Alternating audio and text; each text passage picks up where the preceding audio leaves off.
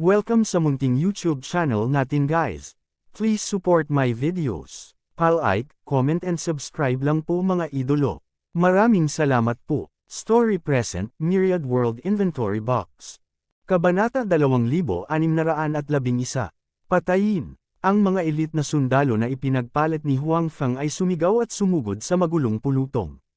Ikinaway nila ang mga butcher knife sa kanilang mga kamay at pinatay ang mga sundalong nagkakagulo. Oo, isa itong massacre. Bagamat hindi maliit ang bilang ng mga kolyadong puwersang ito, at kahit na marami ang napatay sa nakaraang pagsabog, marami pa rin ang natitira. Gayunpaman, ang mga sundalong ito ay natakot sa kanilang kaalaman sa pagsabog ngayon. Wala silang balak na lumaban.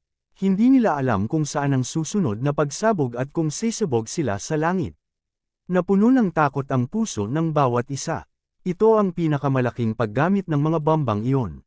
Ang mga bomba ay hindi direktang pumatay ng maraming tao, ngunit ito ay natakot sa iba pang mga tao, kaya hindi sila makalaban. Naputol din ang dating formation. Ang mga sundalo ay natakot sa kanilang talino. Bilang karagdagan, ang mga commander ay binaril ni Huang Feng sa simula. Wala man lang mag-utos sa kanila. Bilang isang resulta, kahit na ang bilang ng mga kolyadong puwersa ay hindi maliit, ang kanilang kapangyarihan sa pakikipaglaban ay malapit sa zero. Si Huang Feng, na nakatayo ng mataas sa kalangitan, ay hindi inaasahan na ang mga bagay ay bubuo ng mas maayos kaysa sa kanyang inaakala. Noong una, inakala ni Huang Feng na ang mga elite na sundalong kanyang ipinagpalit ay makakaharap ng ilang pagtutol pagkatapos sumugod sa pormasayon ng kalaban. Sa huli, hindi lumitaw ang naisip niyang pagtutol.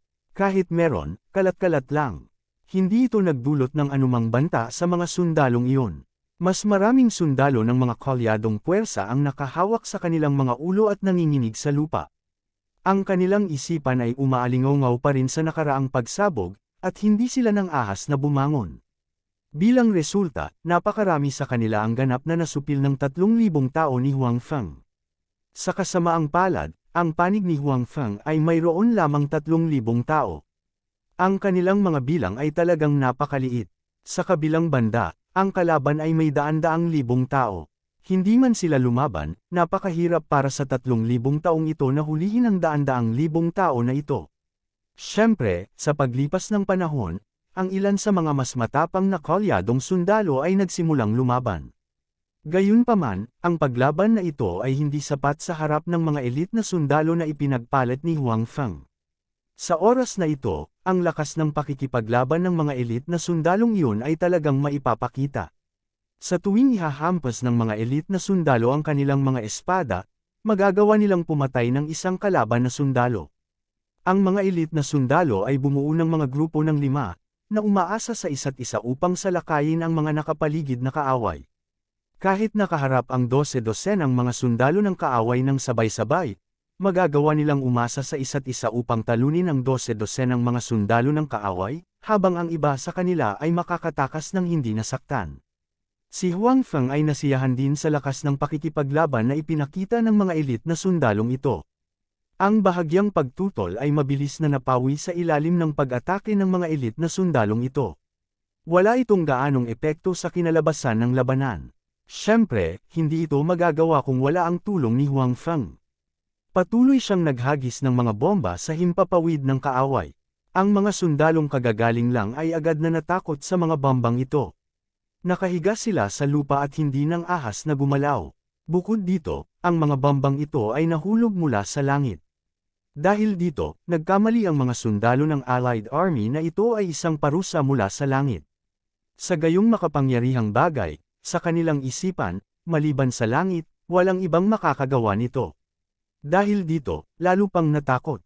Ang mga sundalo ng alyansa, bilasan mo, bilasan mo. Medyo malayo sa larangan ng digmaan, ang Puppet Emperor na ipinagpalit ni Huang Feng ay hinihimok ang mga sundalong nasa ilalim niya na sumugod. Sa kabutihang palad, karamihan sa kanila ay mga kabalyero, kaya ang kanilang bilis ay hindi mabagal sa simula. Ngayon, sa sandaling tumaas ang kanilang bilis, ang kanilang bilis ay natural na mas mabilis. Gayunpaman, kitang-kita na ang kanyang kamahalan ay hindi masyadong nasisiyahan sa kasalukuyang bilis ng marcha. Hinihiling pa niya sa hukbo na pabilisin. Hindi masisisi ang emperador sa sobrang pagkabalisa. Ayon sa dati niyang kasunduan kay Huang Feng, ngayon, ang mga taong dinala ni Huang Feng ay dapat ay nakipaglaban na sa kalaban. Kailangan na niyang dalhin ang natitirang mga sundalo sa lungsod at linisin ang sitwasyon. Ang Pepei na emperador ay hindi masyadong nag-aalala tungkol sa sariling kaligtasan ni Huang Feng. Alam din niyang gagamit si Huang Feng ng mga landmine at bomba para umatake. Sa dalawang bagay na ito, pati na rin sa 3,000 piling sundalo, tiyak na magagawa ni Huang Feng na takutin ang mga sundalo sa simula. Gayunpaman, alam ni Huang Feng at ng Pepei na emperador na ang 3,000 sundalo ay masyadong kakaunti. Kahit na ang mga sundalo sa alyansa ay sumuko sa paglaban at humiga sa lupa, ang 3,000 sundalong ito ay hindi kayang hulihin ang lahat. Sa makatuwid, tila nangangailangan ito ng kooperasyon ng Pepei na emperador. Kailangan niyang dalhin ang kanyang mga tao sa eksena sa lalong madaling panahon upang matulungan si Huang Feng na patatagin ang sitwasyon. Bago pa tuluyang makabangon ang mga sundalo, madakip sila. Kasabay nito, hindi ninais ni Huang Feng na makatakas ang napakaraming sundalo sa hukbo ng alyansa. Para sa kanila, ang bawat sundalo ay isang puwersang gagamitin sa pag-atake sa Wind Absolute Country. Natural, ang isa pang sundalo ay nangangahulugan ng isa pang puwersa na gagamitin sa pakikipaglaban. Para sa mga orihinal na sundalo ng Yuan Feng Country na nanatili sa tabi ng Pepei na emperador, ang kanilang lakas sa pakikipaglaban ay hindi kasing husay ng mga elite na sundalo na ipinagpalit ni Huang Feng. Gayunpaman, napakakapakipakinabang pa rin na hayaan silang makitungo sa isang grupo ng mga sundalo na nawala ang kanilang espiritu sa pakikipaglaban at walang lakas sa pakikipaglaban. Sa makatuwid, bago umalis si Huang Feng, nakipag-usap na siya sa Pepei na emperador at hiniling sa kanya na magmadali sa eksena sa pinakamaikling panahon na posible upang magbigay ng suporta. Bilasan mo, bilis. Hinihiling pa rin ng kanyang kamahalan ang Puppet Emperor na pabilisin ang hukbo. Bagamat hindi alam ng mga tao sa ibaba kung bakit napakabalisa ng emperador, maaari lamang nilang isagawa ang utos.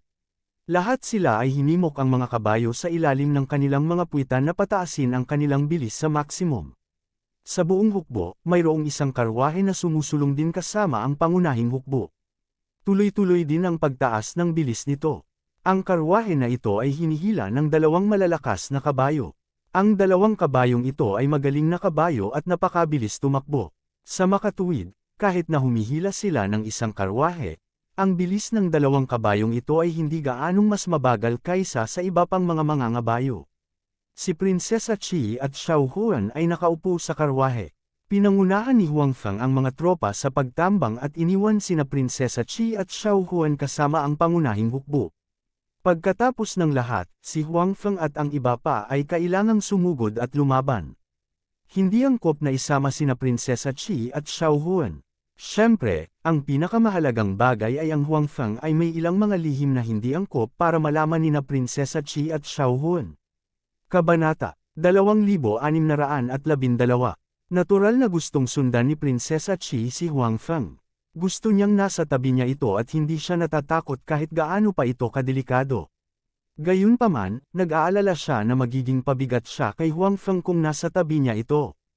Alam niya na pinangunahan ni Huang Feng ang mga elite na sundalong iyon para tambangan ang kalaban at maaaring hindi maginhawa kung nandyan siya. Sa makatuwid, kahit na gusto niyang nasa tabi ni Huang Feng, si Prinsesa Qi ay masunurin pa ring nanatili. Gayunpaman, matapos manatili, nagsimulang mag-alala si Prinsesa Qi tungkol kay Huang Feng. Alam ni Prinsesa Qi kung bakit nauna si Huang Feng at ang iba pa. Alam din niya na 3,000 sundalo lamang ang dinala ni Huang Feng habang ang kalaban ay nasa daan-daang libo. Wala sila sa parehong pagkakasunod-sunod ng magnitude. Kahit na ang 3,000 sundalo ay pawang mga elite, hindi inakala ni Prinsesa Qi na si Huang Feng ay may pag-asa na manalo. Pakiramdam niya ay pinangungunahan ni Huang Feng ang 3,000 sundalong ito para tambangan ang kalaban at gamitin ang sarili at ang 3,000 sundalo bilang pain para maakit ang atensyon ng kaaway. Pagkatapos nito, pangungunahan ng emperador ng Yuan Feng Country ang natitirang mga sundalo upang salakayin ang kalaban habang sila ay nasa kaguluhan. Sa ganitong paraan, mas mataas ang tsansa nilang manalo. Dahil dito nagsimulang mag-alala si Prinsesa Qi tungkol kay Huang Feng. Kahit alam niyang hindi mahina si Huang Feng, 3,000 sundalo lang ang kasama niya sa pagkakataong ito habang ang kalaban ay nasa daan-daang libo. Napakalaki ng pagkakaiba ng dalawang partido. Higit pa rito, ginagamit ni Huang Feng ang kanyang sarili bilang pain para maakit ang atensyon ng kaaway. Kung gayon, hindi siya maaaring umatras bago dumating ang pangunahing puwersa at maaari lamang manatili doon at lumaban hanggang sa kamatayan. Gaano man kalakas si Huang Feng, hanggat napapaligiran siya ng daan-daang libong mga sundalo, malaki ang posibilidad na si Huang Feng ay mapatay sa lugar kung siya ay gumawa ng kaunting pagkakamali. Paanong hindi mag-aalala si Prinsesa Chi? Sa makatuwid, mas nababalisa pa siya kaysa sa Pupei na Emperor at umaasa na ang pangunahing puwersa ay makakakilos ng mas mabilis. Sa pamamagitan lamang ng pag-abot sa larangan ng digmaan sa lalong madaling panahon mailigtas nila si Huang Feng. Kaya naman, hinimok niya ang kanyang kabayo na patuloy na pataasin ang bilis nito. Kahit na nanginginig ang buo niyang katawan at nakaramdam ng hindi komportable na parabang nalaglag, hindi siya nagreklamo. Prinsesa, huwag kang mag-alala. Magiging maayos si Huang Feng. Napakalakas niya, hindi siya masasaktan ng mga sundalong iyon. Masasabi ni Xiao Huan na nag-aalala si Prinsesa Chi sa kaligtasan ni Huang Feng at inaliw siya nito. Sa katunayan, labis ding nag-aalala si Xiao Huan kay Huang Feng. Gayunpaman, hindi niya ito maipakita. Labis na ang pag-aalala ni Prinsesa Chi at kung ipinakita niyang nag-aalala siya, lalala lang ang sitwasyon nilang dalawa. Paano ako hindi mag-aalala? Gaano man kalakas si Huang Feng, siya ay tao lamang at hindi isang Diyos. Malalagay siya sa malaking panganib kapag nahaharap sa napakaraming kaaway. Sabi ni Prinsesa Chi habang diretsyong nakatingin sa harapan. Talagang inaasahan niya na makikita niya ang larangan ng digmaan sa susunod na segundo at makita ang figure ni Huang Feng. Gayunpaman, kahit na hindi sila gumagalaw ng mabagal, medyo malayo pa rin sila sa larangan ng digmaan. Kailangan niyang maghintay ng kaunti pa kung gusto niyang makita si Huang Feng. Naniniwala ako na magiging maayos si Huang Feng, sabi ni Xiao Huan. Dati, napapaligiran siya ng napakaraming sundalo pero maayos naman siya. At saka, inilabas pa niya kami. This time, magiging maayos din siya. Naalala rin ni Prinsesa Chi ang sitwasyon noong nasa hukbo pa sila ng Great Lu Empire. Noong panahong iyon, pinalibutan sila ng mga kalyadong puwersa mula sa labas ng Great Lu Empire. Gayunpaman, madaling makatakas si Huang Feng kasama silang dalawa. Hindi man lang nasugatan ang dalawa. Gayunpaman, mabilis na lumitaw ang nag-aalalang ekspresyon sa mukha ni Prinsesa Chi. Sabi niya, iba na sa pagkakataong ito. Sa husay ni Huang Feng, kahit napapaligiran siya ng isang hukbo, hindi magiging problema para sa kanya na makatakas. Gayunpaman, hindi siya makakatakas sa pagkakataong ito. Maaari lamang siyang manatili doon at lumaban upang maakit ang atensyon ng kalaban at bumili ng oras para sa pangunahing hukbo dito. Sa makatuwid, malalagay siya sa malaking panganib sa pagkakataong ito. Paanong hindi alam ni Xiao Huan ang sitwasyong ito? Sa makatuwid, siya ay nag-aalala gaya ni Prinsesa Chi. Kaya lang hindi niya ito sinabi ng malakas. Si Huang Feng ay napakalakas na tao. Naniniwala ako na kahit anong uri ng panganib ang kanyang kaharipan, makakaligtas siya. Sabi ni Xiao Huan. Nagsimulang alalahanin ng isip ni Prinsesa Chi ang pambihirang pagganap ni Huang Feng. Isang ngiti at kumpiyansang ekspresyon ang bumungad sa kanyang mukha. She said, tama, napakalakas niya. Kahit gaano kadelikado ang sitwasyon sa paligid, naniniwala ako na magiging maayos siya. Bahagyang gamaan ang loob ni Prinsesa Chi. Gayunpaman, hanggat hindi niya nakikita si Huang Feng na ligtas at maayos sa sarili niyang mga mata, hindi siya magiging tunay na mapapanatag. Sa makatuwid, ipinagdasal pa rin niya si Huang Feng sa kanyang puso. Kasabay nito, umaasa rin siya na mas mabilis na kumilos ang hukbo. Habang ang hukbo ng bansa ng Yuan Feng ay mabilis na sumusulong at bumibilis pa rin, ang general ng hukbo ng kabilang bansa na nagpasya na pansamantalang sumunod sa likod ng bansa ng ganap na hangin upang pagmasdan ang sitwasyon ay pinangungunahan din ang kanyang mga tauhan at baliw na sprint. Bago niya makumpirma ang kanyang paninindigan, pangungunahan niya ang kanyang mga tauhan at tatayo sa panig ng bansa ng Yuan Feng. Higit pa rito, hindi siya magtataas ng anumang pagtutol sa utos ng emperador ng bansa ng Yuan Feng. Gayunpaman, siya ay labis na naguguluhan. Hindi niya alam kung bakit magbibigay ng ganoong utos ang emperador sa sandaling ito. Dapat malaman na hindi sila malayo sa kalyadong hukbo. Sa kanilang kasalukuyang bilis, magagawa nilang magkita sa loob ng wala pang kalahating araw. Gayunpaman, sila ay sumusulong sa ganoong bilis. Sa oras na nakilala nila ang kalyadong hukbo, sila ay pagod na pagod. Katulad nito, ang kanilang mga kabayo ay mauubos din. Kapag dumating ang oras na iyon, wala silang anumang momentum. Gaano kaya kalakas ang pakikipaglaban nila kapag kaharap ang kalyadong hukbo? Sa makatuwid, ang general na ito ay nadama na ang emperador ng bansa ng Yuanfeng ay nagpapadala ng hukbo ng bansa ng Yuanfeng sa kanilang kamatayan sa pamamagitan ng pagbibigay ng ganoong utos. Maliban dito, ang general na ito ay walang maisip na ibang resulta. Gayunpaman, bakit ang emperador ng bansa ng Yuanfeng ay magbibigay ng ganoong utos? Talaga bang tanga siya? Paano mananalo ang isang hanggal laban sa hukbo ng bansa ng Chen Yuanfeng? Ang emperor na iyon ay hindi maaaring maging walang kamalayan sa mga kahihinatnan kung sila ay sumugod sa ganito. Gayunpaman, hiniling pa rin niya na ipagpatuloy ng hukbo ang bilis. Ito ay nakakagulat. Higit pa rito, ang elit na hukbo ng bansa ng Yuanfeng ay nawala na sa hukbo ng hindi nalalaman. Dahil ito ay usapin ng bansa ng Yuanfeng, bagamat naguguluhan ang general na ito, hindi siya makapagtanong dahil alam niyang kahit magtanong siya, hindi sasabihin sa kanya ng emperador ng bansa ng Yuanfeng. Tulad ng kung, paanong hindi niya lubos na napagpasyahan na tumayo sa panig ng bansa ng Yuanfeng, ang emperador ng bansa ng Yuanfeng ay hindi pa rin lubos na nagtiwala sa kanya.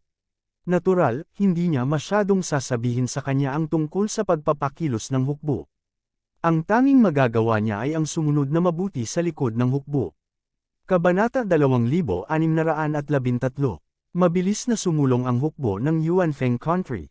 Wala pang kalahating araw, nakarating na sila sa lokasyon kung saan nagtatago si Huangfeng at ang iba pa. Mula sa malayo, naririnig ng lahat ang mga ingay ng labanan. Ang mga sundalo ng Yuanfeng country ay napuno ng pagdududa. Hindi nila alam ang nangyayari sa harapan nila. Sinong dalawang hukbo ang naglalaban sa harap nila? Ito dapat ang direksyon ng alyansa sa pamamagitan ng ibang mga bansa. Bakit may mga nag-aaway dito?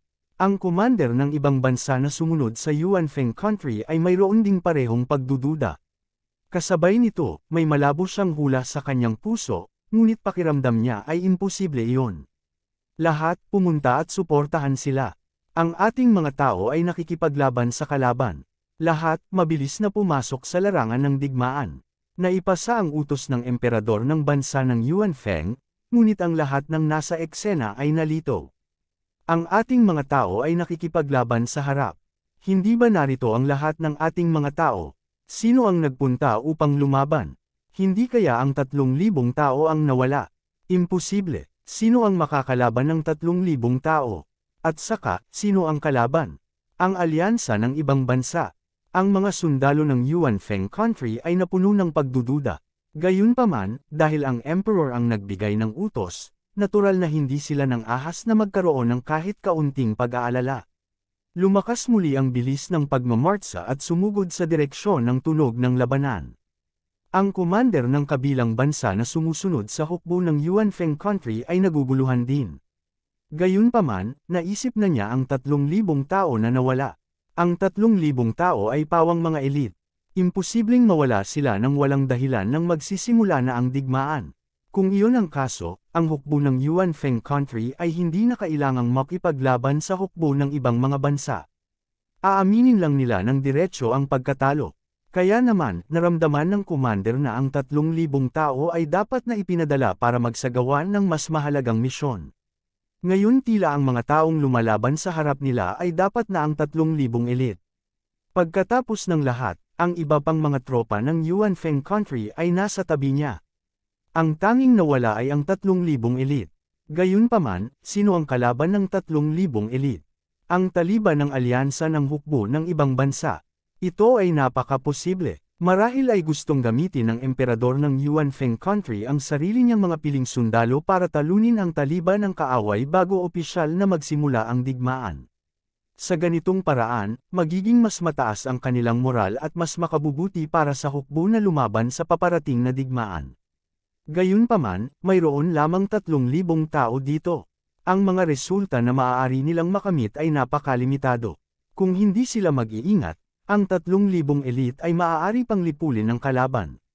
Kung ganoon, tiyak na magiging isang malaking dagok ito sa Yuanfeng country. Kahit gaano pa kalakas ang hukbo o ang mga sundalo, isa itong malaking dagok.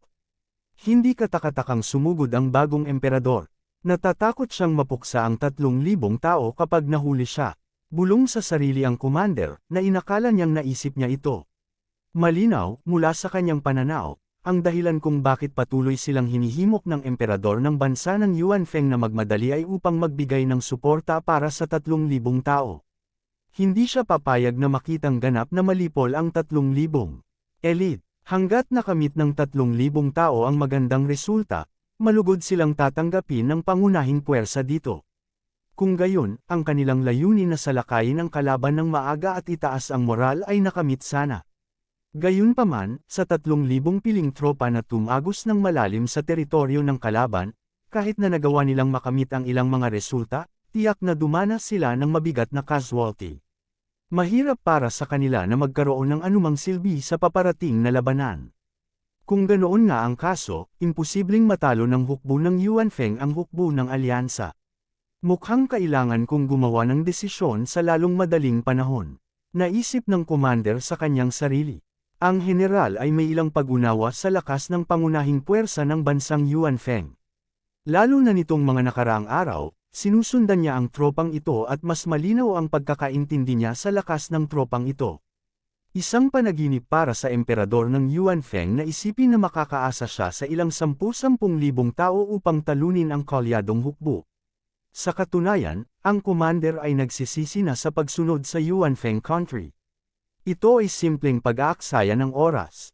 Mas maganda sana kung sa simula pa lang ay tumayo na siya sa panig ng alyansa. Bagamat maaari na silang makalampas ngayon, tiyak na hindi sila makakakuha ng marami sa mga benepisyo sa huli. Pagkatapos ng lahat, pumunta sila sa huling sandali. Sa pag-iisip nito, hindi napigilan ng general na pabilisin ang kanyang mga sundalo at sumugod sa harapan sa lalong madaling panahon. Kailangan niyang maging malinaw ang kanyang paninindigan sa mga commander ng kalyadong hukbo. Kung hindi, kapag nagsimula ang labanan sa ibang pagkakataon, ang kanyang panig ay malamang na aksidenteng masugatan. Gayunpaman, nang akayin ng commander ang kanyang mga sundalo sa gilid ng larangan ng digmaan, sila ay natigilan. Ang mga sundalo ng pangunahing puwersa ng Yuanfeng country na sumugod na ay may parehong reaksyon sa kanila. Ang bawat isa ay may parehong ekspresyon, na kung saan ay tumingin sa eksena sa harap nila na may mukha na puno ng pagkabigla. Sa harap nila ay talagang isang larangan ng digmaan, at ang larangang ito ng digmaan ay mas malaki kaysa sa kanilang naisip. Sa kanilang panig, mayroon lamang talagang 3,000 elite ang lumahok sa labanan. Ang lahat ay hindi maaaring makilala ng mali ang mga uniforme ng militar. Kung tungkol sa tropa ng kaaway, sila nga ang mga sundalo ng alyansa. Ang pagkakaiba lamang ay ang kalaban ay hindi ang mga tropang taliba, ngunit ang pangunahing puwersa ng kalaban. Mayroong daan-daang libong tao sa larangan ng digmaan. Sa malawak na ilang, tila umaabot ito ng mahigit 10 kilometro. Sa kabutihang palad, ito ay nasa ilang at walang mga gusali sa paligid, na nagpapahintulot sa mga taong ito na makapasok sa larangan ng digmaan. Ang ikinagulat ng lahat ay ang nakita nila ay hindi ang 3,000 elite ng Yuanfeng country na napapaligiran ng mga kalaban na sundalo, kundi ang 3,000 elite na humahabol sa mga kalaban na sundalo. Ang higit na ikinagulat nila ay maliban sa isang maliit na bahagi ng mga sundalo ng alyansa na nakikipaglaban sa 3,000 elite ng Yuanfeng country, karamihan sa mga sundalo sa alyansa ay talagang nakahandusay sa lupa, nakayakap sa kanilang mga ulo, at tila bahagyang nanginginig. Maraming mga sundalo ang nakahandusay sa lupa. Hindi sila lumahok sa labanan laban sa mga elite ng Yuanfeng country, at hindi rin sila nakatakas. Nakahiga lang sila sa lupa, walang lakas ng loob na gumalaw. Hindi maisip. Ito ang naisip ng lahat nang makita nila ang eksenang ito. Hindi nila alam kung bakit ganito ang mga sundalong ito. Kung sila ay lumahok sa labanan, ang 3,000 elite ng Yuanfeng country ay tuluyan ng nalipol. Higit pa rito, kung ayaw nilang lumaban sa mga sundalo ng Yuanfeng country, bakit hindi sila nakatakas? Ano ang kahulugan ng nakahiga sa lupa ng ganito? Ano pang hinihintay mo? Umaatake ang lahat. Kung sino man ang maglakas loob na lumaban, pumatay ng walang awa. Ang Emperor ng Yuan Feng Country ay marahil ang pinakakalma sa mga bagong batch ng mga tao na kararating lang. Bagamat nagulat siya, mabilis siyang nag-react nang maisip niya ang makapangyarihang kakayahan ni Huang Feng at agad niyang inutusan ang kanyang mga sundalo na sumuporta. Kabanata 2614. Ang mga sundalo mula sa Yuan Feng Kingdom ay nanimbalik lamang pagkatapos marinig ang utos ng emperador. Hindi ngayon ang oras para mataranta. Nandito sila para lumahok sa labanan, hindi para mataranta. Mabilis na sumugod ang mga sundalong ito at nakiisa sa labanan. Sa orihinal, ang mga sundalong ito mula sa Yuan Feng Kingdom ay lubhang nababalisa bago sila pumunta rito. Tutal alam naman nila kung sino ang kakaharapin nila. Ito ay isang kaaway na higit sa 10 beses na mas malakas kaysa sa kanila. Alam din nila na ang lakas ng kanilang bansa ay ang pinakamasama sa labas ng Great Pass. Ngayon, kailangan nilang harapin ang mga kolyadong puwersa ng napakaraming bansa. Kahit na ang kanilang emperor ang personal na namumuno sa labanan, kahit na pinakilos nila ang buong lakas ng militar ng bansa, kahit na ang kanilang emperor ay puno ng kumpiyansa, ang mga sundalong ito ay nababalisa pa rin. Wala silang tiwala at nakaramdam pa nga ng kaunting pag-asa. Gayunpaman, pagkatapos makita ang eksena sa harap nila, nagbago ang lahat. Sa kanilang mga mata, kasing lakas ng tigre ang kalaban, ngunit talagang natalo sila ng 3,000 elite sa kanilang panig. Hindi pa sila gumagawa ng huling pakikibaka, ngunit sumuko na sila at naghihintay na mahuli. Ito ay isang eksena na hindi nila inaasahan noon, ngunit nangyari ito sa kanilang harapan. Lahat ng mga sundalo mula sa Yuan Feng Kingdom ay nasa sabik. Kanina pa sila nawawalan ng pag-asa, pero ngayon, bigla silang napuno ng kumpiyansa. Ang sitwasyon sa harap nila ay karaniwang tiyak na sila ay nanalo sa labanan. Bagamat nadama nila na ito ay hindi kapanipaniwala, ito ay totoo nga.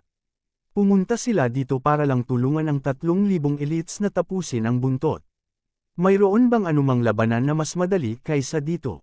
Hindi inaasahan ng mga sundalo mula sa Yuan Feng Kingdom ang ganitong sitwasyon. At least, bago sila dumating, hindi nila akalain na haharapin nila ang ganoong kadaling sitwasyon. Ang bawat sundalo mula sa Yuan Feng Kingdom ay tumaas ang kanilang moral. Malakas silang sumigaw at sumugod sa kalaban. Gayunpaman, kahit na ang mga sundalo mula sa Yuan Feng Kingdom ay mabilis na gumanti at sumugod sa kaaway, hindi sila ang pinakamabilis o pinakamabangis. Ang sumugod sa unahan at pinakamabilis ay ang mga sundalo mula sa ibang bansa na sumusubaybay sa hukbo ng Yuan Feng Kingdom. Sumugod na sila bago pa makapag-react ang mga sundalo mula sa Yuan Feng Kingdom. Bilisan mo, bilis! Patuloy na hinihimok ng commander ng hukbong iyon ang kanyang mga kawal. Bakas pa rin sa mukha niya ang pagkagulat. Noong una siyang dumating at nakita ang eksena sa harap niya, ang pagkabigla sa puso ng general ay mas matindi kaysa sa mga sundalo ng Yuan Feng Country. Alam niya ang lakas ng kolyadong puwersa ng mga bansang iyon. Lalo na sa proseso ng pag-agaw sa bansa ng Chen Yuan, ang mga bansang iyon ay dumami muli ng kanilang mga tropa at ang kanilang lakas ay mas malakas pa. Sa kanyang opinyon, hindi ito isang bagay na maaaring harapin ng mahinang Yuan Feng Country. Bagamat nabigla ang komandante na natalo ng Yuan Feng Kingdom si Chen Yuanguo dati, naramdaman niya at ng iba pang mga commander na ang tagumpay ng Yuan Feng Kingdom ay halos nagkataon lamang. Hindi ito nangangahulugan na ang lakas ng hukbo ng Yuan Feng Kingdom ay nalampasan ang lakas ni Chen Yuanguo. Sa makatuwid, hindi inisip ng commander na ang hukbo ng Yuan Feng Kingdom ay maaaring talunin ng mga kolyadong puwersa ng mga kolyadong puwersa. Ang naghihintay sa kanila ay malamang na isang matinding pagkatalo. Kapag nangyari iyon, matanto ng mayabang na bagong emperador ng Yuan Feng Kingdom ang kalupitan ng realidad. Ang komandante ay nagtaka pa ng higit sa isang beses kung hindi kailangan para sa emperador na hilingin sa kanya na sundin ang Yuan Feng Kingdom.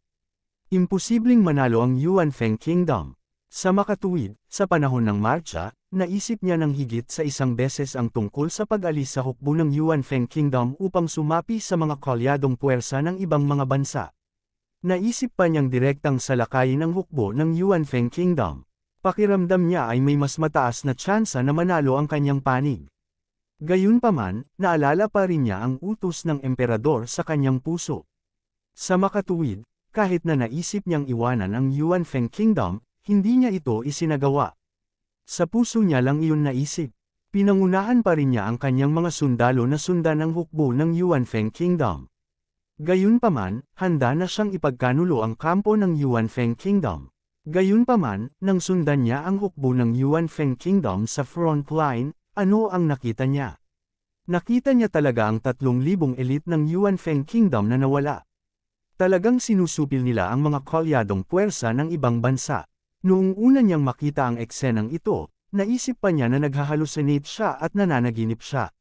Gayunpaman, pagkatapos niyang kumpirmahin ito ng paulit-ulit, sigurado siyang nasa harapan niya mismo ang kanyang nakita.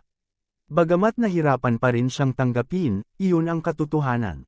Talagang tinalo ng 3,000 elite ng Yuanfeng Kingdom ang mga kolyadong puwersa ng daan-daang libo. Sa sandaling ito, ang commander ay may hindi mabilang na pagdududa sa kanyang puso. Gaano kalakas ang 3,000 elite ng Yuanfeng Kingdom? Paano nila natalo ang mga kolyadong puwersa ng daan-daang libo? Kahit na daan-daang libong baboy ang naiwan doon para patayin nila, hindi ito isang bagay na magagawa sa maikling panahon. Hindi kaya mas mahina sa baboy ang mga kolyadong puwersa ng daan-daang libo. Gayunpaman, kahit na maraming pagdududa sa kanyang puso, hindi nito napigilan ang commander sa pag-iisip. Alam niyang pagkakataon na niya ang sitwasyon ngayon. Ito ang pinakamahusay at huling pagkakataon. Sa makatuwid, hindi siya nagdalawang isip at pinamunuan ang kanyang mga tauhan sa larangan ng digmaan. Gayunpaman, sa pagkakataong ito, ang kanilang target ay hindi ang hukbo ng Yuanfeng Kingdom gaya ng kanilang orihinal na inaakala, ngunit ang mga kolyadong puwersa ng ibang mga bansa. Ang mga katotohanan sa harap nila ay nagpakita na ang mga kolyadong puwersa ng ibang mga bansa ay natalo. Bukod dito, lubusan silang natalo. Bagamat mayroon pa silang daan-daang libong sundalo, sa ilalim ng pag-atake ng 3,000 elite ng Yuanfeng Kingdom, hindi marami sa kanila ang nagkaroon ng lakas ng loob na lumaban. Bukod dito, ang maliit na bilang ng mga taong lumaban ay hindi sapat sa harap ng 3,000 elite ng Yuanfeng Kingdom. Ang kanilang pagkatalo ay isang foregone conclusion na. Dahil napakalinaw ng resulta, natural na alam ng commander ng Yuanfeng Kingdom kung paano pumili at kung anong desisyon ang gagawin. Bakit niya patuloy na sinusundan ang hukbo ng Yuanfeng Kingdom? Hindi ba't gumawa ng mahalagang desisyon sa huling sandali? Alam niya na ang emperador ng Yuanfeng Kingdom ay hindi kailanman lubos na nagtiwala sa kanya mula sa simula hanggang sa wakas. Ngayon na ang huling pagkakataon niya para patunayan ang sarili niya. Kailangan niyang gawing malinaw ang kanyang paninindigan sa lalong madaling panahon. Kung hindi, talagang natatakot siya na ang hukbo ng Yuanfeng Kingdom ay lumiko upang salakayin siya pagkatapos talunin ang mga kolyadong puwersa ng ibang mga bansa. Ang 3,000 elite mula sa estado ng Yuanfeng ay talagang nagawang talunin ang daan-daang libong kolyadong tropa. Bagamat hindi niya alam kung paano nila ito ginawa, hindi niya akalain na ang 10,000 tao na dinala niya ay magagawang pigilan ang 3,000 elite mula sa estado ng Yuanfeng sa ilalim ng ganoong mga kalagayan. Kaya naman, kailangan niyang gawing malinaw ang kanyang paninindigan sa lalong madaling panahon. Sa ganitong paraan, hindi lamang niya mapoprotektahan ang kanyang sarili, ngunit makakamit din niya ang higit pang mga benepisyo. Kabanata 2615. Dahil sa iba't ibang pagsasaalang-alang sa kanyang puso, ang general na ito, na sumusunod sa hukbo ng estado ng Yuanfeng at hindi masyadong matatag sa kanyang paninindigan, ay nagpakita ng kanyang mapagpasyang saloobin sa sandaling ito. Bago pa makapag-react ang mga sundalo ng estado ng Yuanfeng, pinangunahan na niya ang kanyang mga tauhan at sumugod. Sa oras na ito, si Huang Feng ay bumaba na mula sa langit at nakihalo sa 3,000 elite. Pinapatay niya ang mga sundalo ng alyansang hukbo na lumalaban pa rin. Ang lakas ni Huang Feng ay mas malakas kaysa sa mga taong ito. Sa makatuwid, ang mga sundalo ng hukbo ng alyansa ay walang anumang pagtutol sa harap ni Huang Feng. Kadalasan, papatayin sila ni Huang Feng bago pa man nila makitang dumating si Huang Feng sa harapan nila. Dahil din sa mabangis na pag-atake ni Huang Feng kaya mabilis na bumagsak muli ang mga sundalo ng alyansang hukbo na kakaisip lang na lumaban. Napakaganda talaga ng performance ni Huang Feng. Walang naging kalaban niya. Nang sumugod ang general kasama ang kanyang mga tauhan, napansin din ni Huang Feng ang kanyang gawi at binantayan siya. Ito ay dahil alam niya at ng pupi na emperador na kahit na sinusundan sila ng general na ito, hindi ito nangangahulugan na matatag siyang tatayo sa kanilang panig. Marahil, sa isang punto, siya ay tatayo sa tapat. Sa makatuwid, maging si Huang Feng o ang pupi na emperador, mayroon silang tiyak na antas ng pagbabantay laban sa general na ito. Ngayon na nakita nila na ang general ay nagkusa na umatake at mas mabilis pa kaysa sa pangunahing puwersa ng Yuan Feng, hindi nakakagulat na si Huang Feng ay magiging mas maingat. Masyadong mislan ang kasalukuyang sitwasyon. Kahit na ang grupo ni Huang Feng ay talagang napigilan ang daan-daang libong sundalo, alam din ni Huang Feng na ito ay pansamantala lamang. Ang dahilan kung bakit nagkaganito ang mga taong iyon ay dahil sa takot sa mga landmine at bomba. Kapag nakabawi na sila, malaki ang posibilidad na makubkob nila ang grupo ni Huang Feng. Bagamat ang 3,000 sundalo sa ilalim ng utos ni Huang Feng ay pawang mga elite, medyo mahirap pa rin naganap na harangan ang pag-atake ng daan-daang libong sundalo. Sa makatuwid, hiniling ni Huang Feng sa pupi na emperador na mabilis na pamunuan ng mga tropa upang sumuporta. At ngayon, ang mga tropa na sumusunod sa kanila ay talagang nagkusa na umatake. Kung sasalakayin sila, malaki ang posibilidad na ang mga sundalo ng alyansang hukbo na natakot ay makakabawi sa kanilang pagkabigla. Kung ganoon, napakahirap para sa kanila na talunin sila. Napakataas pa rin ang posibilidad ng mga taong ito na maglunsad ng pag-atake sa kanilang panig. Kung tutuusin, kararating lang ng mga taong ito at hindi nila nakita ang lakas ng mga landmine at bomba. Sa makatuwid, hindi sila psikolohikal na natatakot sa hukbo sa kanilang panig. Kung talagang maglakas loob silang salakayin tayo, huwag mo akong sisihin na hindi ako magalang. Mabilis na, nalock ni Huang Feng ang aura ng general. Kapag ang kabilang partido ay talagang naglunsad ng isang pag-atake sa kanilang panig, tiyak na pupugutan niya ng ulo ang kabilang partido sa unang sandali. Kung ang isang pangkat ay mawawala ng general, tiyak na malaki ang epekto, lalo na sa ganitong uri ng sitwasyon kung saan ang general ay direktang pinugutan ng ulo ng kabilang partido sa larangan ng digmaan. Ang epekto ay magiging mas malaki. Tulad ng pagiging alerto ni Huang Feng, ang koponan ay mabilis na sumugod sa larangan ng digmaan.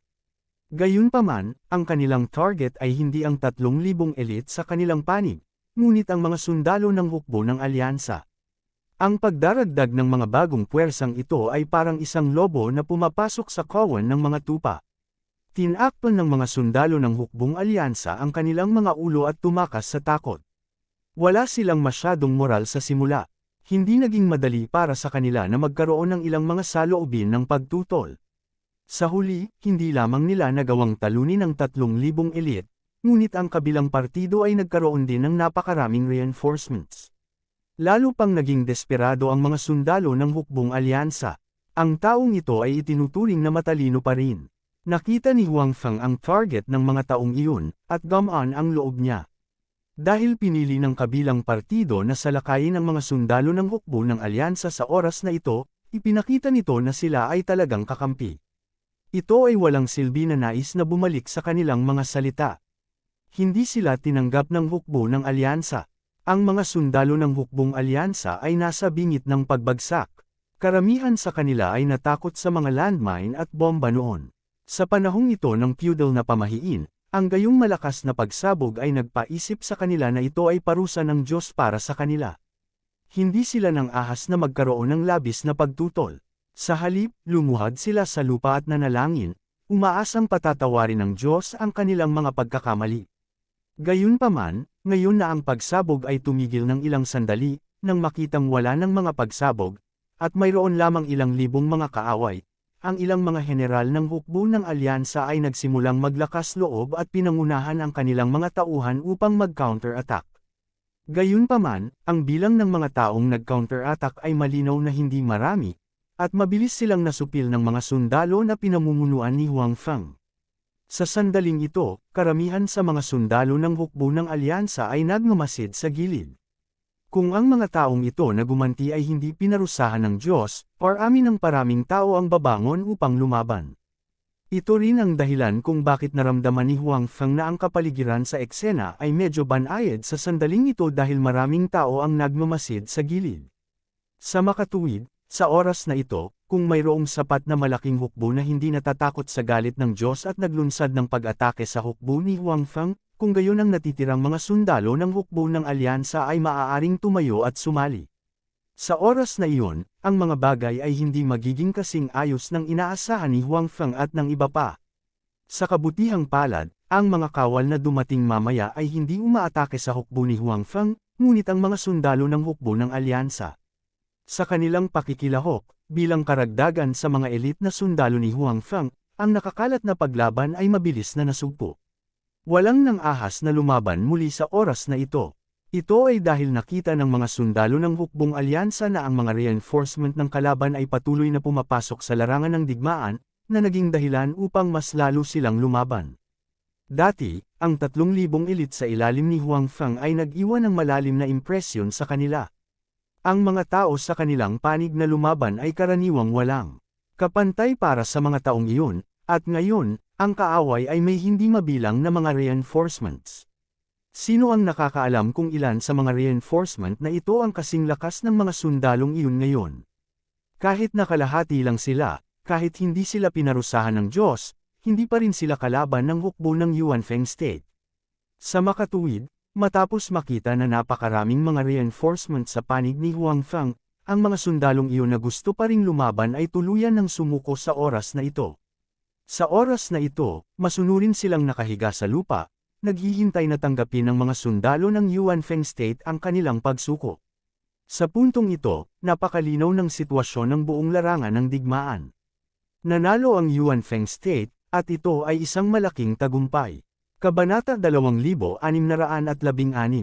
Binabati kita, kamahalan, sa iyong tagumpay. Ang general na sumusunod sa hukbo ng Yuanfeng Country ay lumapit sa bagong emperador ng Yuanfeng Country at nagsabing magalang. Sa sandaling ito, ang kanyang magalang na hitsura ay ganap na iba sa kung ano siya ay nagkukunwari. It was from the bottom of his heart dahil hindi siya tanga. Alam niya kung ano ang ibig sabihin para manalo ang hukbo ng Yuanfeng Country sa pagkakataong ito. Ang mundo ay nagbago, ang mundo sa labas ng Great Pass ay talagang nagbago. Kung sinabi na ang tagumpay ng Yuanfeng Country laban sa Chen Yuan Country ay dahil sa swerte at pagkakataon, kung gayon ang pagkatalo sa alyansa ng ibang mga bansa sa pagkakataong ito ay isang tunay na pagpapakita ng kanilang lakas. Kung tutuusin, hindi kasing laki ng kanilang kalaban ang kanilang hukbo at nasa open field ito. Bukod dito, alam ng mga sundalo ng alyansa na dumating na ang hukbo ng Yuanfeng Country. Walang elemento ng oportunismo dito. Ang Yuanfeng Country ay nanalo sa labanang ito, at ito ay isang malaking tagumpay. Sa pag-iisip nito, ang general ay medyo nataranta, nagulat, at nag-usisa habang nakatingin sa binata na nakatayo sa tabi ng emperador ng bansa ng Yuanfeng. Ngayon lang niya nalaman na ang binatang ito ang pangunahing commander ng mga piling sundalo ng bansa ng Yuanfeng. Sa pagkakataong ito, nagawang talunin ng bansa ng Yuanfeng ang mga kolyadong puwersa ng ibang mga bansa pangunahin dahil sa ilang libong elite na ito. Bago ito, sino ang mag-aakala na ang isang tropa ng ilang libong katao ay kayang talunin ang isang hukbo na may daan-daang libo? Kahit na ang mga elite na sundalo ng Fengju Country ay tiyak na hindi magagawa ito. Gayunpaman, nagawa ito ng hukbo ng Yuanfeng Country. Isa pa, nasaksihan niya ito ng sarili niyang mga mata, kaya hindi niya maiwasang magduda. Bagamat hindi pa rin niya alam kung paano nanalo ang kabilang partido, nang mahuli niya ang mga sundalo mula sa ibang mga bansa, humigit kumulang siya ay nakakuha ng ilang impormasyon mula sa mga sundalo, tulad ng galit ng Diyos, ang malakas na pagsabog, at iba pa. Ang ilan sa mga sundalo ay natakot pa sa katangahan sa nakaraang eksena at hanggang ngayon ay hindi pa sila makapag-usap ng normal. Halatang malaki ang impact sa kanila ng nakaraang eksena. Siyempre, hindi inisip ng commander na ito na ang mga elite ng Yuanfeng Country ay maaaring manalo dahil sa ilang tulong mula sa langit. Alam niya na talagang mga elite ng Yuanfeng Country ang gumawa nito. Gayunpaman, ang iba ay malinaw na hindi alam kung paano nila ito ginawa. Pinalalim din nito ang takot ng general sa mga elite ng Yuanfeng Country, gayon din ang takot niya kay Huang Feng. Naniniwala ako na pagkatapos ng labanang ito, lahat ng puwersa sa labas ng pass ay magpapasakop sa kamahalan, muling sabi ng general, magalang pa rin ang kanyang saloobin. Nagtataka ako kung ano ang iniisip ng iyong bansa. Ang sabi ng emperador ng Yuanfeng country. Bahagyang natigilan ng general at sinabing, naniniwala ako na ang ating kamahalan ay gagawa ng isang matalinong desisyon. Maliwanag, sa hitsura nito, maliban sa Wind Absolute country, walang ibang bansa ang katugma sa Yuanfeng country. Kabilang dito ang bansa sa likod ng Yuanfeng country. Ang Yuanfeng country ay tiyak na hindi magpapakawala ng pagkakataon na pag-isahin ang Outer Pass. Hindi alintana kung ito ay paghihiganti para sa mga aksyon ng ibang mga bansa o upang pag-isahin ang Outer Pass, hindi may iwasang salakayin nila ang ibang mga bansa. At ang kanilang bansa ay hindi maliligtas. Gayunpaman, dahil siya at ang emperador ay nasa kanang bahagi noon, hanggat hindi sila gagawa ng anumang mga hanggal na desisyon ngayon, kahit na ang kanilang bansa ay isama, sila ay tretuhin ng mas mahusay kaysa sa ibang mga bansa. Isa pa, general lang siya. Kahit na ang kanyang bansa ay isinama ng Yuanfeng country, hindi ito gaanong makakaapekto sa kanya. Higit pa rito, wala siyang ginawang labis sa daan. Ngayon pa lang, naipahayag na niya ang kanyang paninindigan sa larangan ng digmaan. Naniniwala siya na hindi siya pakikitunguhan ng Yuanfeng country ng masama. Kung gayon, kailangan pa nating kausapin ang general sa kanilang emperador tungkol sa bagay na ito. Sabihin mo sa kanya ang totoo tungkol sa sitwasyon dito at umaasa na makakagawa siya ng matalinong desisyon, sabi ng emperador ng Yuanfeng country sa general. At halatang alam ng general kung ano ang ibig sabihin ng emperador ng Yuanfeng country sa matalinong desisyon. Obviously, tama ang hula niya. Nais ng emperador ng Yuanfeng country na gamitin ang pagkakataong ito para pag-isahin ang Outer Pass. At halatang kasama ang bansang kinaroroonan niya. Ayaw ng emperador ng Yuanfeng country na lumaban pa ang emperador ng kanyang bansa. At naramdaman din ng general na sa ilalim ng gayong mga pangyayari, ang anumang pagtutol mula sa kanyang bansa ay magiging walang saysay. Hindi pa banggitin ang 3,000 elite ng Yuanfeng country, ang daan-daang libong kolyadong bansa na kaka-recruit pa lang nila ay tiyak na hindi kayang labanan ng kanyang bansa. Ang kanyang bansa ay walang mga napakalakas na sundalo na kayang lumaban sa daan-daang libong tropa sa pamamagitan lamang ng ilang libo.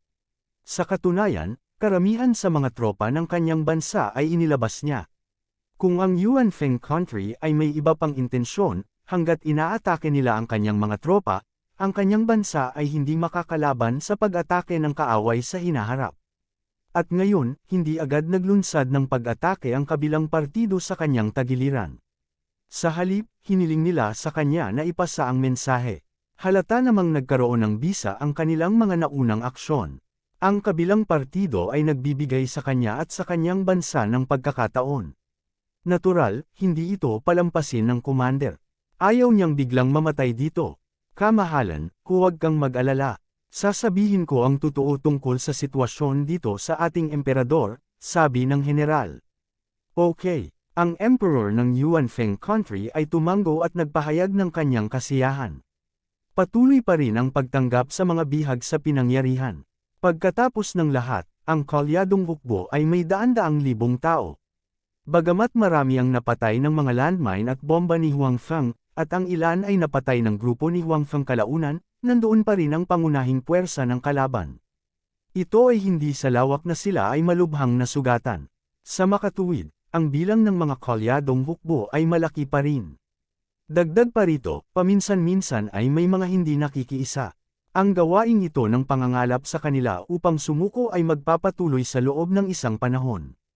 Gayunpaman, kahit na hindi pa tapos ang recruitment, medyo mataas ang moral ng mga sundalo ng Yuanfeng country. Ang mga katotohanan sa harap nila ay, nagpakita na sila ay nanalo. Bagamat ang tagumpay ay medyo nakalilito sa kanila, ang tagumpay ay isang tagumpay.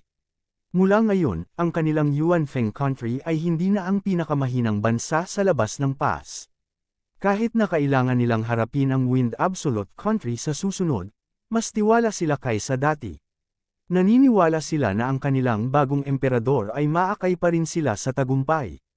Kahit na ang kalaban ay ang makapangyarihang Wind Absolute country, ang magiging resulta ay pareho pa rin. Sa huli, magagawa nilang pag-isahin ang buong lugar sa labas ng pass sa malapit na hinaharap. Magagawa nilang makamit ang hindi pa nagawa ng kanilang mga nauna. At ang mga taong ito ang magiging direktang kalahok sa mahusay na tagumpay na ito. Lahat sila ay nakadama ng labis na karangalan. Kabanata 2617. Mataas ang moral ng mga sundalo ng Yuan Feng, ngunit napakababa ng moral ng mga sundalo ng ibang bansa. Hindi pa rin nila lubos na nauunawaan kung paano sila natalo, lalo na't nalaman nilang kakaunti lang sila. Mas nahirapan silang tanggapin ang ganoong resulta. Gayunpaman, nang isipin nila ang tungkol sa mga epekto ng nakakatakot na pagsabog, ang kanilang mga mukha ay napuno ng takot. Hindi sila tao, sila ay mga demonyo. Sa puso ng mga sundalo ng ibang bansa, ang 3,000 sundalo na pinamumunuan ni Huang Feng ay naging pagkakatawang tao na ng mga demonyo. Nagdala sila ng isang nakakatakot na eksena na hindi nila kayang labanan. Ito rin ang naging dahilan ng kanilang kabiguan. Nang dumating ang pangunahing puwersa ng estado ng Yuan Feng, marami sa mga sundalo mula sa ibang mga bansa ang nakahinga ng maluwag. Sa katunayan, ang pakiramdam na ibinigay sa kanila ng 10,000 sundalo ay hindi kasing delikado ng libu-libong sundalo noon. Bagamat nakakahiya, talagang natatakot sila sa libu-libong sundalo mula sa estado ng Yuan Feng at ayaw nilang maging kaaway sa kanila. Sa makatuwid, nang dumating ang pangunahing puwersa ng estado ng Yuan Feng, karamihan sa mga sundalo ay piniling sumuko. Hindi nila gustong i-provoke ang mga demonyong iyon mula pa noon. Nakakahiyamang sumuko, ito ang pinakamahalagang gawin nila para mailigtas ang kanilang buhay. Ito ay tiyak na dahil dito na ang pangangalap ng mga bilanggo sa pinangyarihan ay naging maayos. Kahit may lumalaban, kalat-kalat lang. Ang mga sundalo ng Kalyadong Hukbo ay naiintindihan ang isang bagay sa kanilang mga puso. Ang kanilang momentum ay nawala na, kaya ang anumang karagdagang pagtutol ay magiging walang saysay. Ayusin ang mga tao na pumunta sa mga bansang iyon at hilingin sa kanilang mga emperador na sumuko. Ang mga bansang ito ay hindi dapat magkaroon ng maraming lakas militar ngayon. Sa palagay ko maraming mga bansa ang pipiliin na direktang sumuko. Kung may mga bansang ayaw sumuko, ipadala itong 3,000 elite. Naniniwala ako na hindi dapat magkaroon ng problema. Para naman sa mga pangunahing puwersa ng bansa, manatili dito at gawin mong mabuti ang pag-aayos ng mga sumukong tropa. Ang aming target ay Fengzhou Country.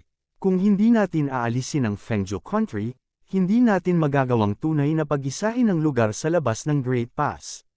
Sabi ni Huang Feng sa Pupei na emperador. Sa nakaraang labanan, hindi dahil walang tumatakas na mga sundalo mula sa ibang bansa. Lalo na nang ang grupo ni Huang Feng ay mayroon lamang 3,000 tao. Bagamat gumamit sila ng mga landmine at bomba para takutin ang mga sundalo, kakaunti pa rin sila. Nang malaman ng mga sundalo mula sa ibang bansa na hindi sila katapat ng grupo ni Huang Feng, ang ilan sa kanila ay nagsimulang tumakas. Lahat sila ay natakot sa epekto ng mga landmine at bomba. Si Huang Feng ay mayroon lamang 3,000 sundalo. Noong mga panahong iyon, kailangan pa niyang supilan ng mga sundalong lumalaban, kaya wala talaga siyang lakas na pakialaman ng mga sundalong tumakas. Kaya naman, nakatakas ang ilang sundalo. Gayunpaman, hindi nag-alala si Huang Feng tungkol dito. Kung tutuusin, minority lang ang mga tumakas na sundalo. Noong panahong iyon, karamihan sa mga sundalo ay natulala sa epekto ng mga landmine at bomba. Ang alam lang nila ay hawakan ang kanilang mga ulo at nakahiga sa lupa. Walang gaanong nagawang tumayo at tumakas. Dagdag pa rito, bagamat nakatakas ang mga tumakas na sundalo, natakot din sila. Labis din ang takot ng kanilang mga puso. Pagkatapos nilang makatakas, siguradong babalik sila sa kanilang bansa.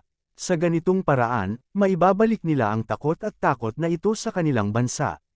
Magdudulot ito ng takot sa mga sundalong hindi lumaban sa panig ni Huang Feng bago nila makita ang mga sundalo sa panig ni Huang Feng.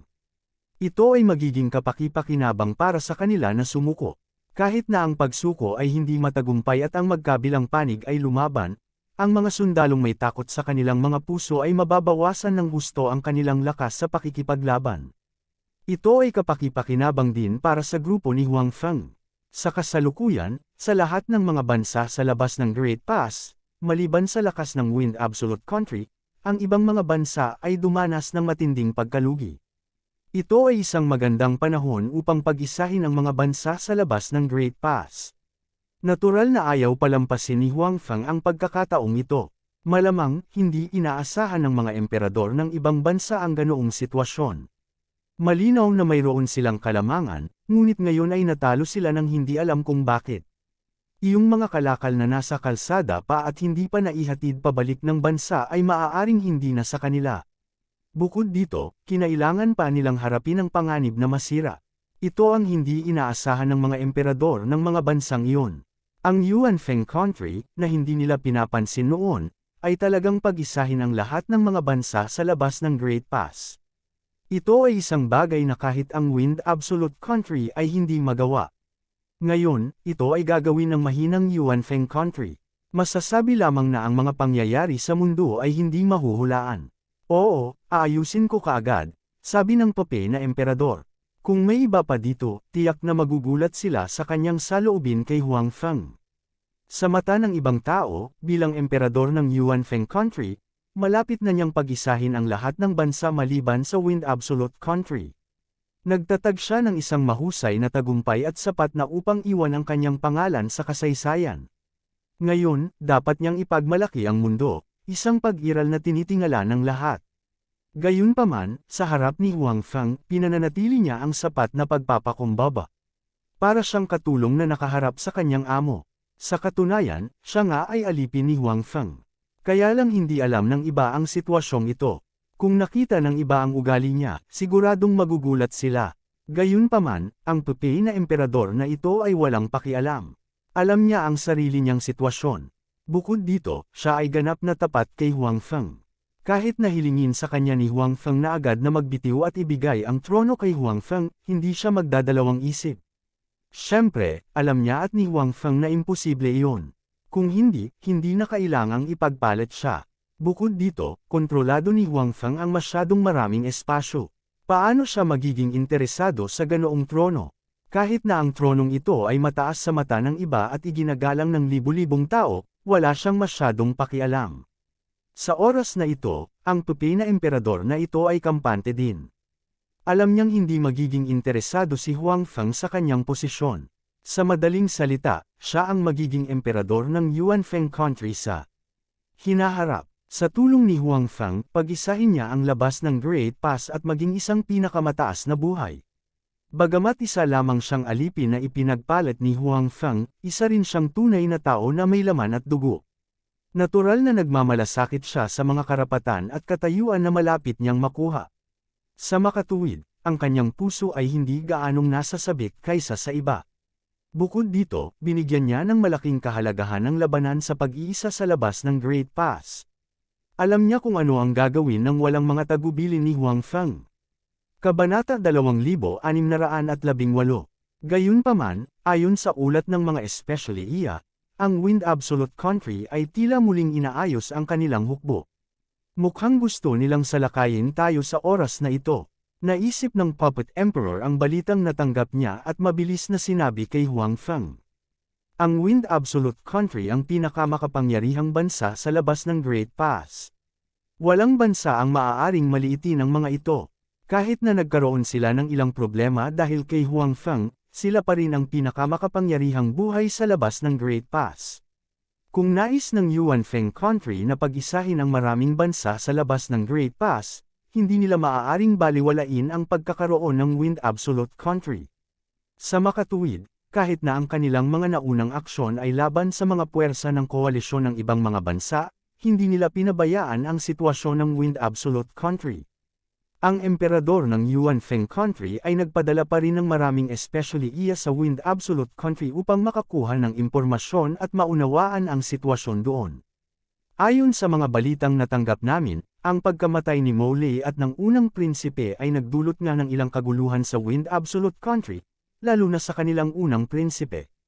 Kung walang aksidente, siya ang pinakamalamang na taong magmamana ng trono sa Wind Absolute country.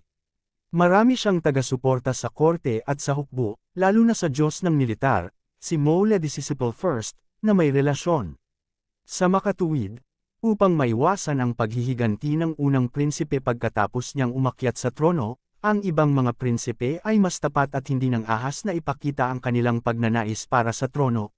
Gayunpaman, ngayon na ang unang prinsipe ay patay na, at si Molay, na sumuporta sa kanya, ay patay na, ang mga isipan ng ibang mga prinsipe ay aktibo kamakailan, ang lahat ay hindi gumagalaw sa posisyong iyon ng emperor ng bansa maaaring mamatay anumang oras ang mga prinsipeng iyon ay hindi nang ahas na mag-antala at patuloy na nakikipagtali sa mga ministro at mga general, na talagang nagdulot ng maraming kaguluhan sa Wind Absolute Country. Nagpatuloy ang Puppet Emperor, kahit na hindi alam ni Huangfeng ang tungkol dito noon, dahil hindi sinabi sa kanya ng emperor, maaari niyang hulaan ito. Kung tutuusin, marami na siyang naranasan sa kalawakan. Bilang karagdagan, nakapanood na siya ng maraming makasaysayang drama sa Earth. Matagal na niyang inaasahan ang sitwasyong ito. Sa makatuwid, naisip niyang samantalahin ang kaguluhan sa Wind Absolute Country para harapin ang ibang mga bansa at pagkatapos ay sirain ang Wind Absolute Country sa isang iglap. Sa ganitong paraan, makokontrol niya ang isang malaking lugar sa espasyong ito. Bagamat mahirap ang labas ng pass, isa rin itong hindi naunlad na treasure land. Naniniwala siya na sa kanyang suporta, kikita siya ng malaking pera. Bilang karagdagan, ang Wind Absolute Nation ay tiyak na mawawasak, at ang panlabas na banta ng Great Lu Dynasty ay mawawala. Makakaasa rin si Prinsesa Chi at hindi mag-alala na ang kanyang bansa ay aatakihin ng Wind Absolute Nation dahil sa kanya. Sa oras na iyon, magkakaroon siya ng higit na kalayaan na pumili kung babalik sa kanyang bansa o susundan siya. Walang pressure. Gayunpaman, ngayon ay tila ang Wind Absolute Country ay hindi mukhang magulo gaya ng kanyang inaasahan. Dapat may nangyari. Sa makatuwid, hindi nagsalita si Huangfeng. Tumingin siya sa Puppet Emperor at sumenyas na magpatuloy ito. Upang ipaglaban ang posisyong iyon, ang mga prinsipeng iyon ay talagang lumikha ng masamang kapaligiran sa Wind Absolute Country. Maging ang kanilang hukbo ay nahulog sa kaguluhan. Nagpatuloy ang Puppet Emperor noong nakaraan, noong si Molay ay nasa paligid pa, dahil sa kanyang lubos na impluensya sa hukbo, ang buong hukbo ng Wind Absolute Country ay susuportahan ang sinumang kanyang sinusuportahan. Sa makatuwid, ang kanilang unang prinsipe ang malamang nakahalili sa trono. Ngayong si Molay at ang unang prinsipe ay patay na, ang mga general na iyon sa hukbo, sa ilalim ng panghihikayat ng hukbo, ay ibang-iba sa palagay ng hukbo, magulo. Gayunpaman, sa oras na ito, tumayo ang matandang emperador ng Wind Absolute Country. Tila ang mahalagang salik dito ay ang matandang emperador ng Wind Absolute Country. Sa katunayan, hindi masyadong nakakagulat para sa matandang emperor ng Wind Absolute Country na magawang ibalik ang tubig. Sa kanyang mga kamay, ang Wind Absolute Country ay lumago mula sa isang ordinaryong bansa hanggang sa pinakamakapangyarihang bansa sa bansa. Kasabay nito, tinalo niya ang makapangyarihang dakilang dinastiyang Lu sa pagpapasakop at gumamit pa ng gayong nakakahiyang paraan upang maghanap ng kapayapaan sa pamamagitan ng kasal. Mula dito, makikita ang kakayahan ng matandang emperador ng Wind Absolute Country. Ngayon na ang Wind Absolute Country ay nahulog sa kaguluhan, kung mayroong sinumang makakapigil sa kaguluhan na ito, tiyak na ito ay ang matandang emperador. Personal na tumayo ang matandang emperor. Hindi niya pilit na pinipigilan ang mga aksyon ng mga prinsipeng iyon. Sa halip, binigyan niya sila ng isang pagsubok na misyon. Kung sino man ang makakatalo sa ibang mga bansa, sumikop ng mas maraming teritoryo, at makakuha ng mas maraming kayamanan ay magiging Crown Prince ng Wind Absolute Country. Nang matapos ang pagsubok na ito, agad na tumahimik ang mga prinsipeng iyon na nagkakagulo.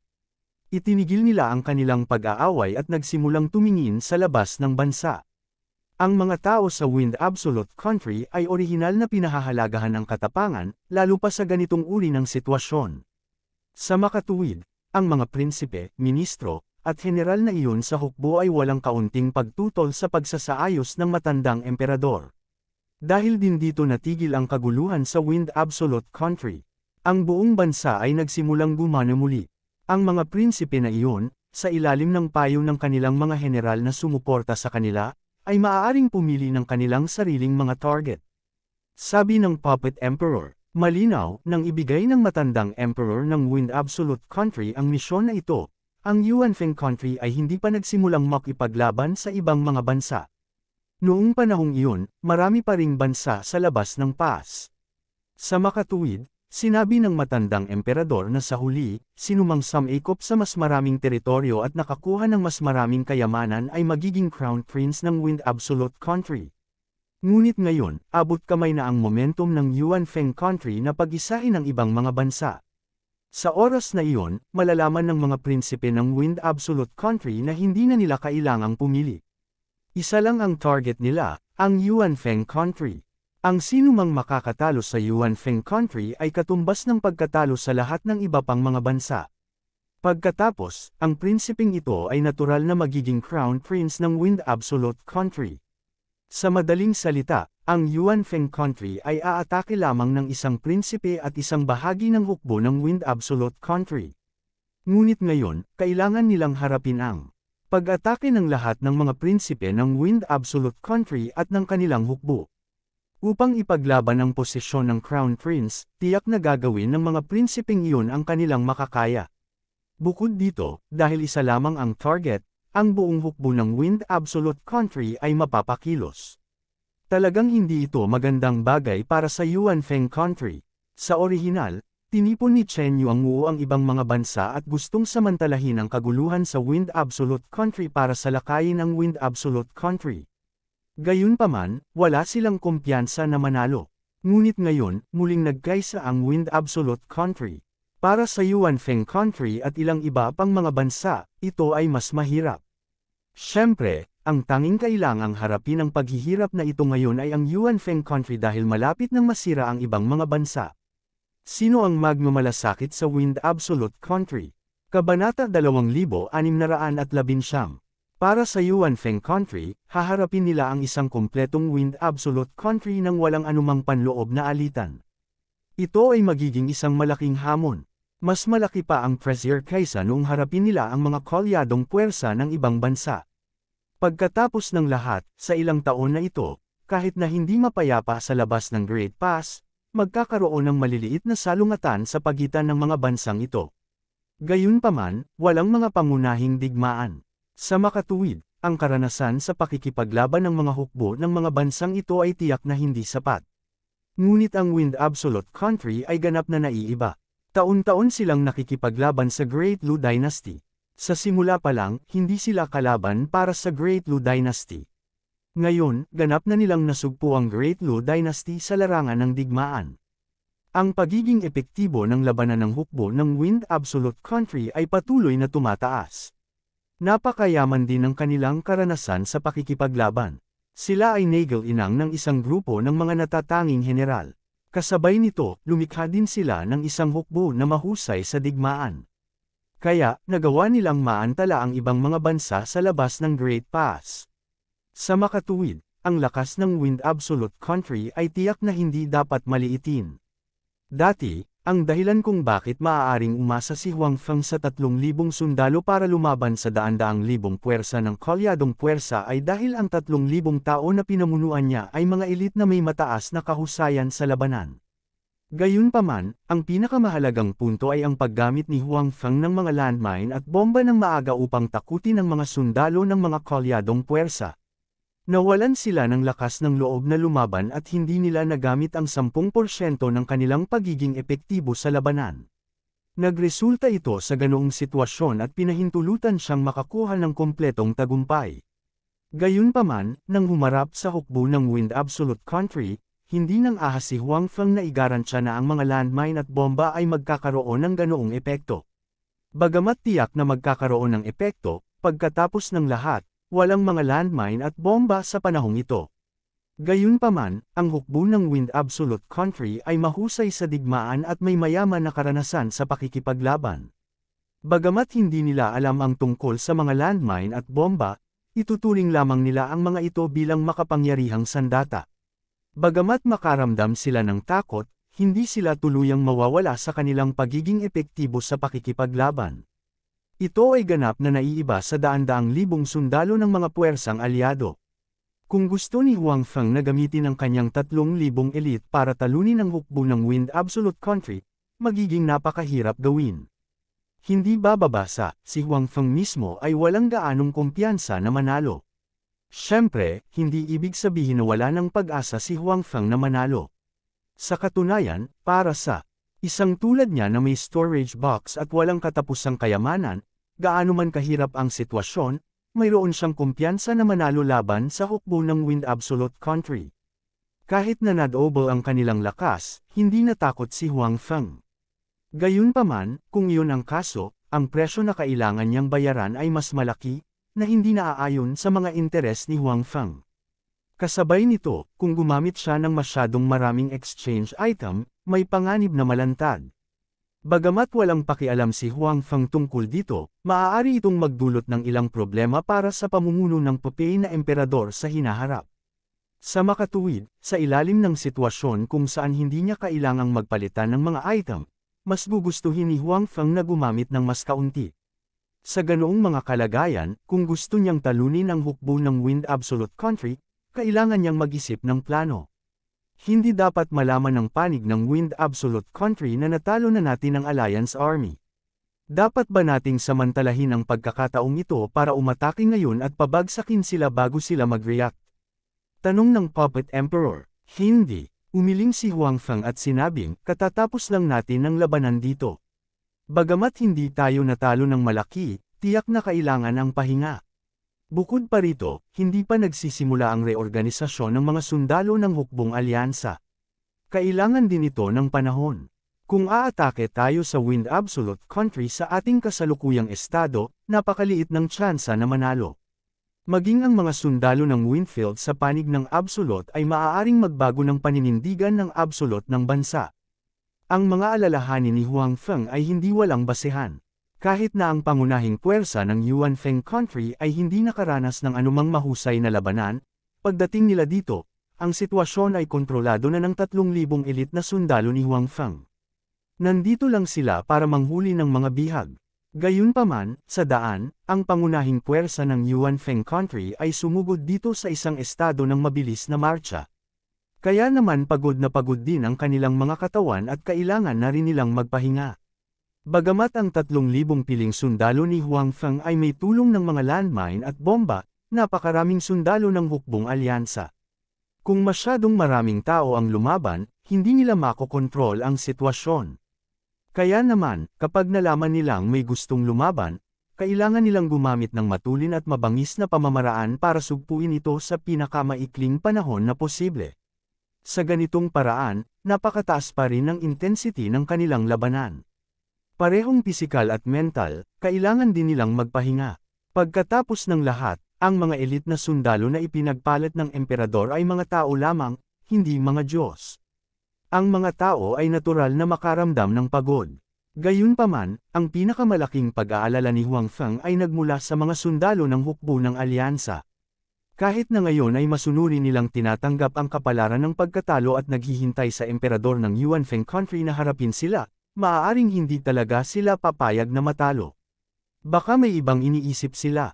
Hindi pa sila muling naayos, kaya hindi naglakas loob si Huang Feng na pumunta sa larangan ng digmaan bilang mga kaalyado. Natatakot siyang saksakin siya ng mga ito sa likod. Kung ganoon nga ang sitwasyon, magiging lubhang mapanganib ang sitwasyon, lalo na kapag matindi ang sitwasyon sa larangan ng digmaan. At ang sitwasyong ito ay malamang na mangyari. Pagkatapos ng lahat, ang Fengzhou Country ang pinakamalakas na bansa sa labas ng pass. Malinaw ang puntong ito sa puso ng mga sundalo sa labas ng pass.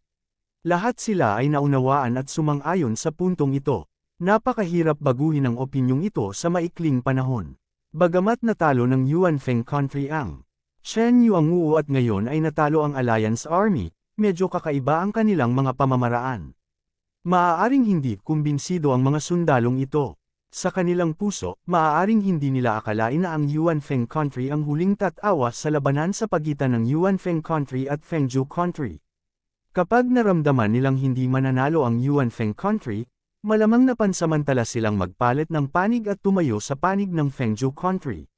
Sa makatuwid, kahit na gusto ni Huang Feng na salakayin ang Fengzhou Country bago sila ganap na handa, sa kasalukuyan, tila kailangan nila ng mas maraming oras kaysa sa Fengzhou Country. Kung ang hukbo ng Fengzhou Country ay umatake ngayon, ang kasalukuyang sitwasyon ni Huang Feng ay hindi kayang talunin ang hukbo ng Fengzhou Country. Marahil, pansamantalang hindi natin maaaring salakayin ang mga bansang nasa likod ng hukbong alyansa. Naisip ito ni Huang Feng at sinabi. Sa orihinal, sa plano ni Huang Feng, pagkatapos talunin ang hukbo ng alyansa, agad nilang sasalakayin ang mga bansang nasa likuran nila. Matapos mawala ang mga tropang ito, ang mga puwersa ng depensa sa mga bansang iyon ay magiging napakahina. Kung nais ni Huang Feng na talunin ang mga bansang iyon, magiging napakadali, tulad ng pag-atake ng ibang mga bansa sa Chenyuanguo.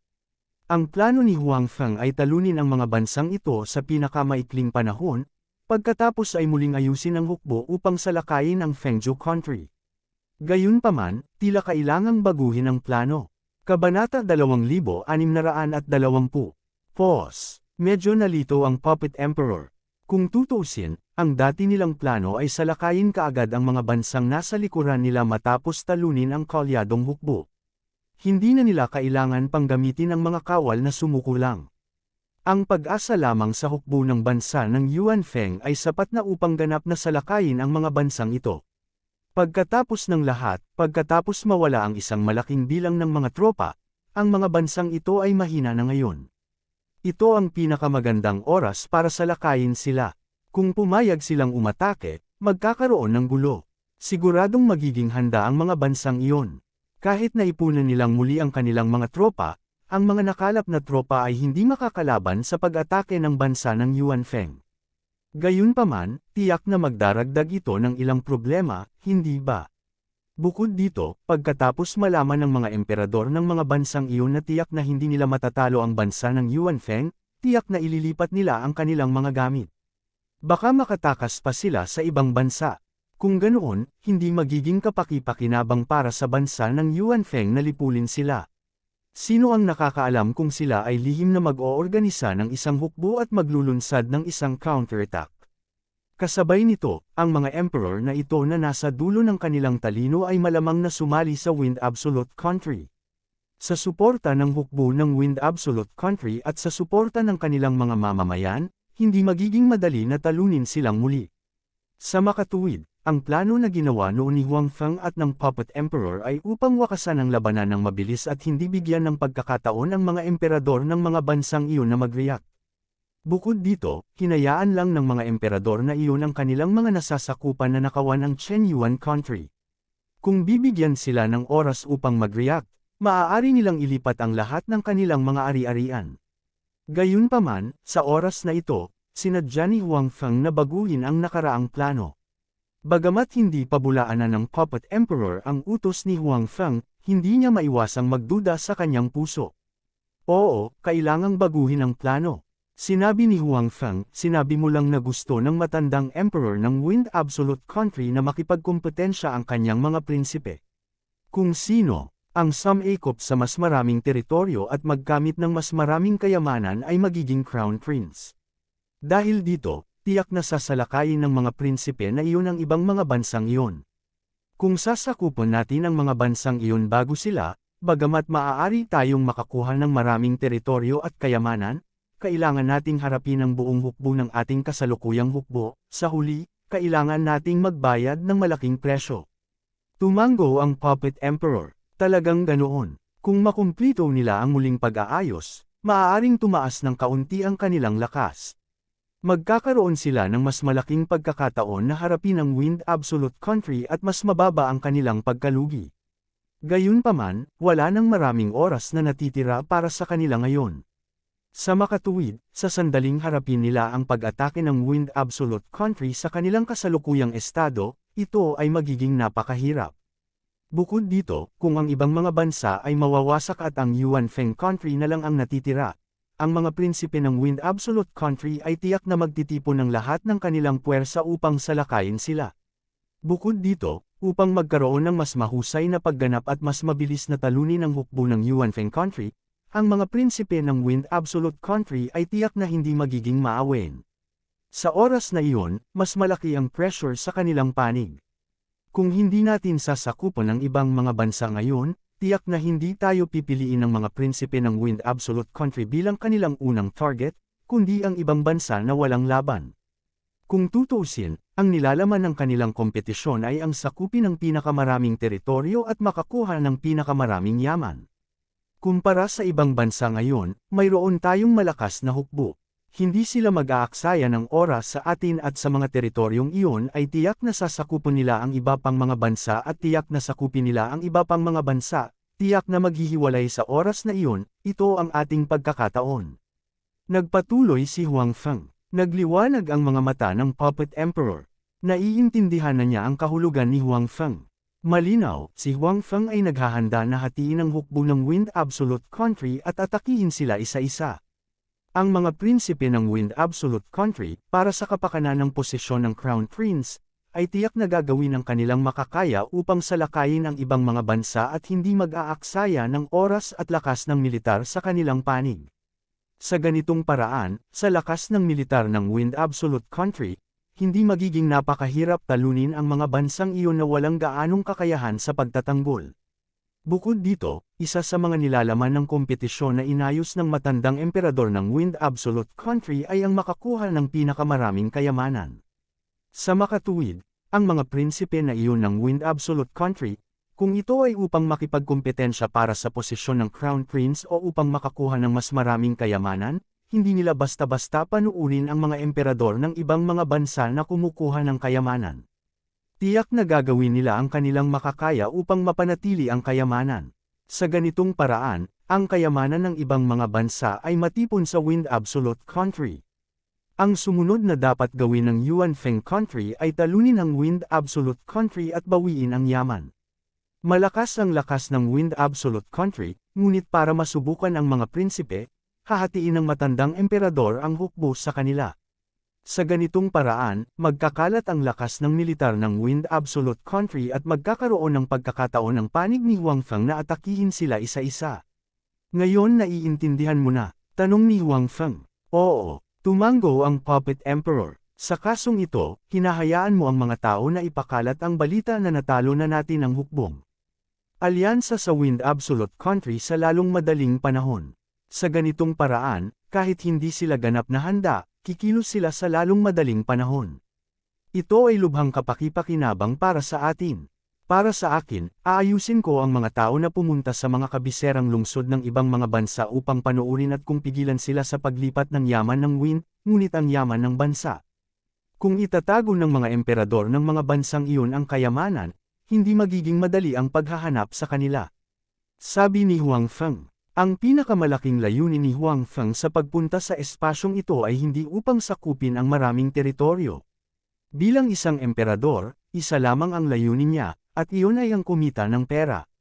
Sa kasong ito, natural na hindi niya papayagan ang mga emperador ng ibang mga bansa na itago ang kanilang kayamanan. Kahit na ang mga bansa sa labas ng pass ay napakahirap kumpara sa Great Lu Dynasty, pagkatapos ng lahat, sila ay mga bansa pa rin. Ang yaman ng isang bansa ay medyo malaki. Si Huang Feng ay natural na hindi mamasdan ang mga kayamanan na iyon na mawala. Sige, aayusin ko na. Sabi ng Puppet Emperor. Tumango si Huang Feng. Pagkatapos nito, hinayaan niya ang Puppet Emperor at hanapin sina Prinsesa Qi at Xiao Huan. Ngayon, kahit na magulo ang buong eksena, wala nang panganib. Ang hukbo ng bansa ng Yuan Feng ay kumukuha ng mga bihag. Sa makatuwid, hindi na kinailangan ni na Prinsesa Qi at Xiao Huan na magtago sa karwahe. Kahit na ang ilan sa mga general ng bansa ng Yuan Feng ay nag-aalinlangan na si Huang Feng ay talagang magdadala ng 2 babae sa larangan ng digmaan, ang kanilang emperor ay walang sinabi, kaya natural na hindi sila humingi ng gulo.